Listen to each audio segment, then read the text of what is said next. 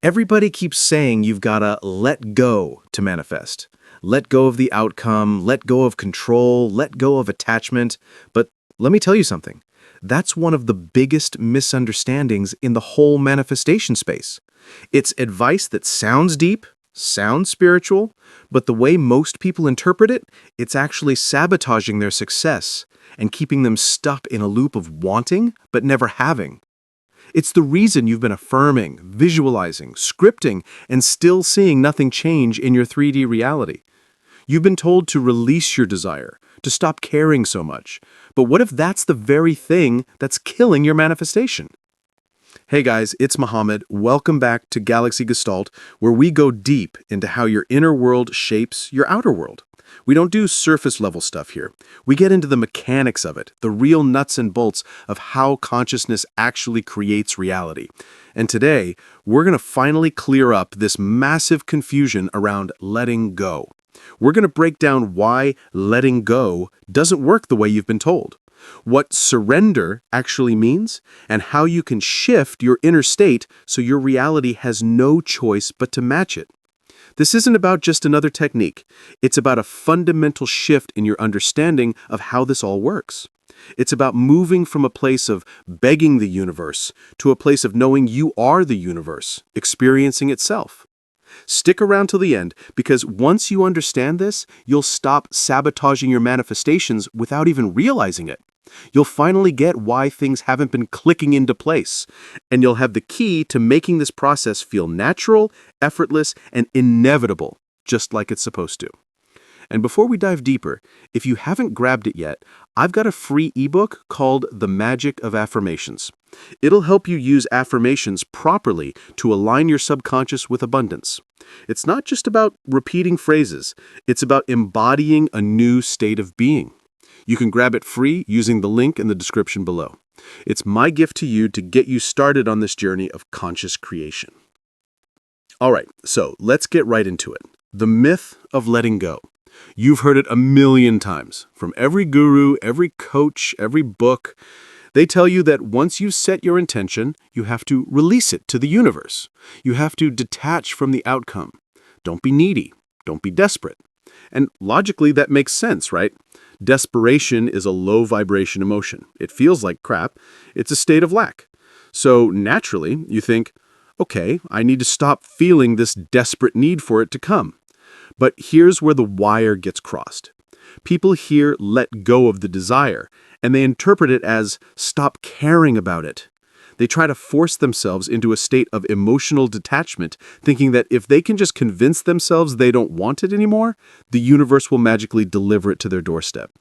But listen, guys, that's not how it works. I'm telling you, your subconscious mind, the part of you that's actually running the show, doesn't respond to you pretending. It responds to your true, dominant feeling state. When you try to force yourself to stop caring about something you genuinely want, you're not letting go. You're suppressing. You're creating a massive internal conflict. You're essentially telling yourself, I really, really want this thing that would make my life amazing, but I'm going to pretend I don't care if I get it or not. What does that signal to your subconscious? It signals deep, unresolved lack. It's a game of make-believe that your inner self sees right through.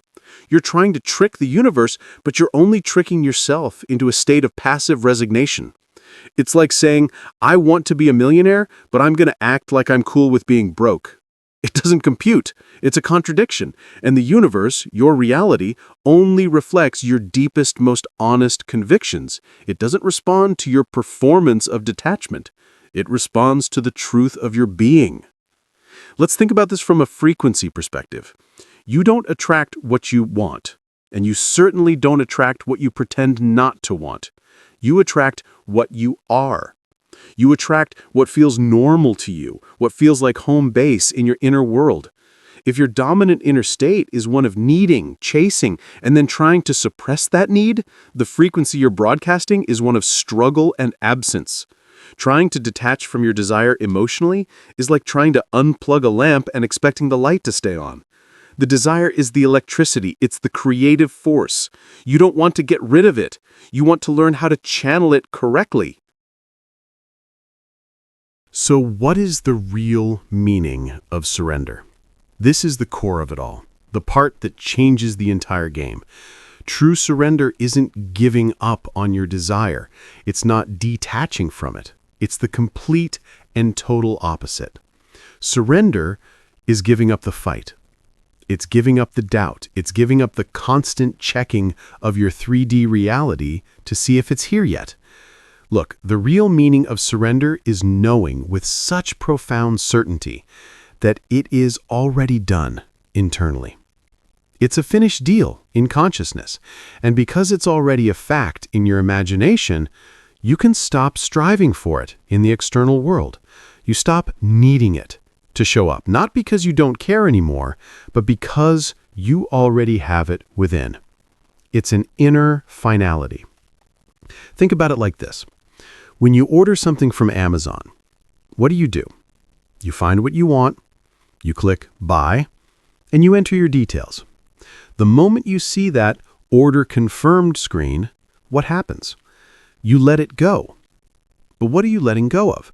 Are you letting go of the desire for the package? Do you suddenly stop wanting it? No, of course not.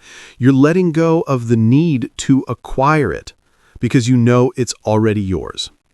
You've done the inner work, you've placed the order, and now you have a deep, unshakable knowing that it's on its way.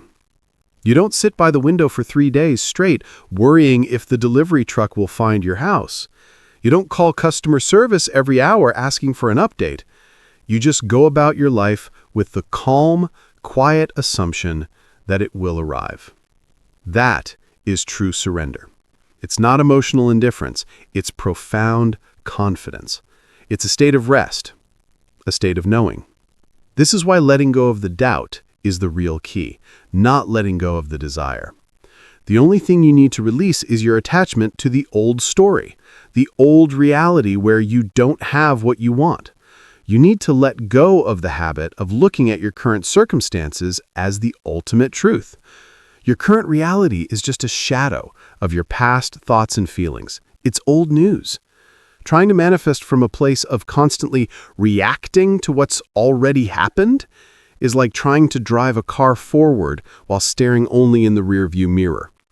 You have to turn your focus away from what is and place it firmly on what you have already created in the unseen realm, in the world of imagination. Let's take money as an example.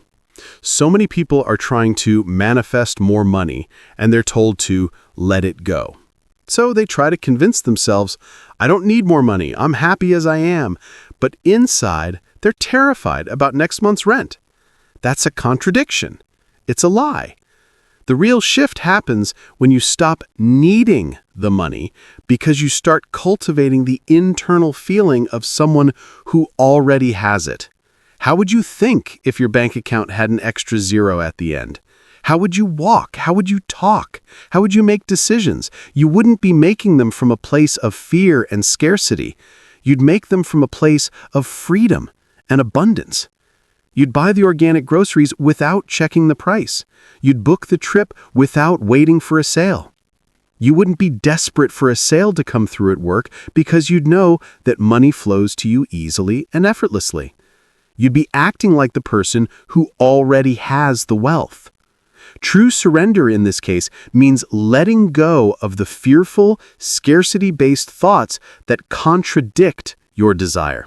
It's letting go of the identity of being someone who struggles with money and fully stepping into the identity of someone who is prosperous. You don't stop wanting money, you stop feeling the lack of it. That is the entire difference. It's the same thing with relationships. I see this all the time. People are chasing love, desperate to find their specific person or just anyone to fill a void. And they get the advice, let go, stop trying so hard. Love will find you when you're not looking. So what do? They go on a dating detox, they delete the apps, and they try to pretend they're a happy, fulfilled singleton who doesn't need anyone. But deep down, the loneliness is still there. The feeling of being unwanted is still the dominant vibration. Again, it's a performance. It's suppression. The real work, the true surrender, is to stop chasing love and start embodying the feeling of being someone who is already loved, cherished, and chosen. How does a person who is secure in love act? They're not needy.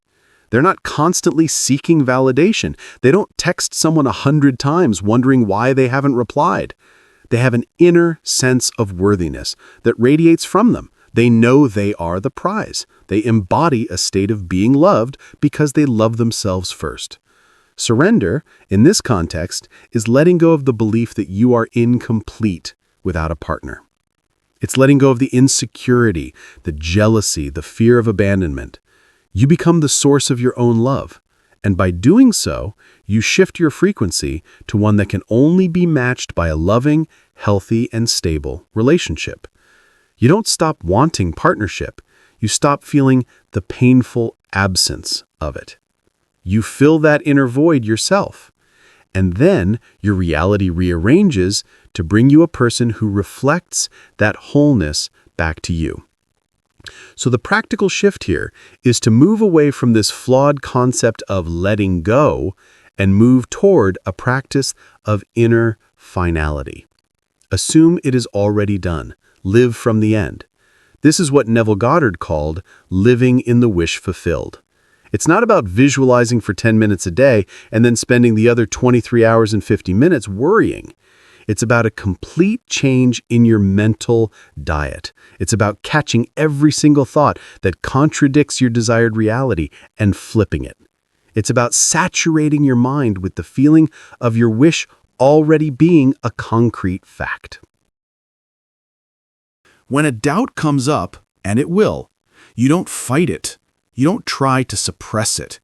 You just acknowledge it and say, "That's an interesting thought, but I know the truth. The truth is, I am already wealthy. The truth is, I am already in a loving relationship. The truth is, I am already perfectly healthy." You're not trying to let go of the desire. You're letting go of the contradictory thought. You're letting go of the resistance. Resistance is the only enemy here. Resistance is the mental and emotional energy you spend arguing for your limitations. It's the habit of replaying the old story. Surrender is simply dropping the argument. It's accepting your desire as a done deal and refusing to entertain any evidence to the contrary. Look, I'm telling you, this whole process is so much simpler than we've made it out to be. We've been fed all these complicated rituals and convoluted rules. But at its core, manifestation is about one thing: aligning your inner state with your desired reality. Your imagination is the only creative power.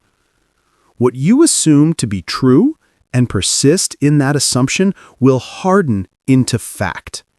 The reason it hasn't worked for you is because you've been living in a state of contradiction. You've been holding the desire in one hand and a mountain of doubt in the other. You've been affirming for abundance and then feeling sick when a bill comes in. You've been visualizing your soulmate and then feeling a pang of loneliness every time you see a happy couple. You can't serve two masters. You can't live in two states of consciousness at once and expect to create a coherent reality.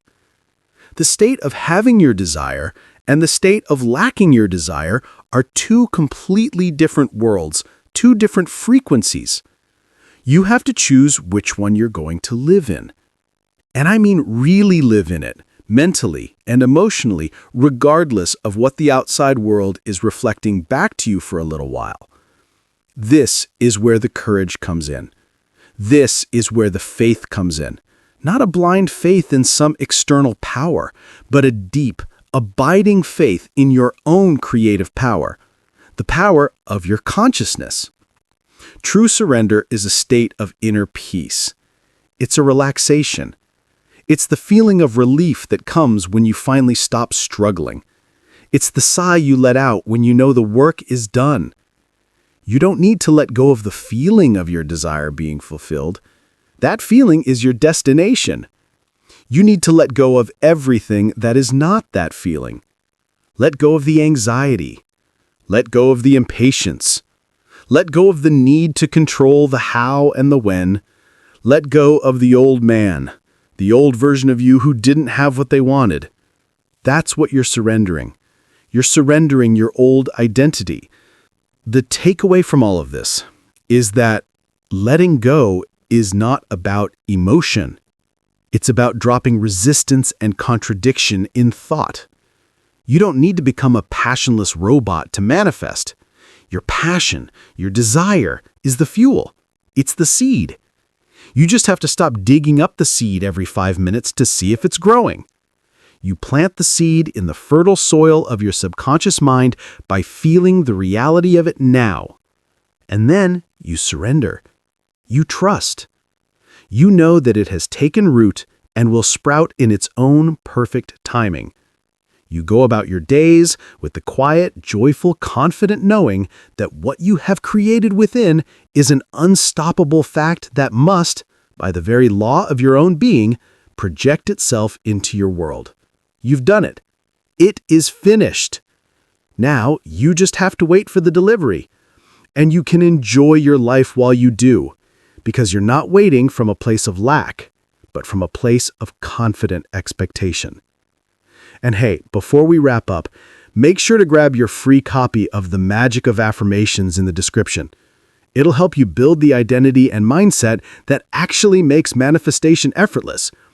It's all about creating that inner finality we talked about making your desired state feel so normal that reality has no choice but to conform.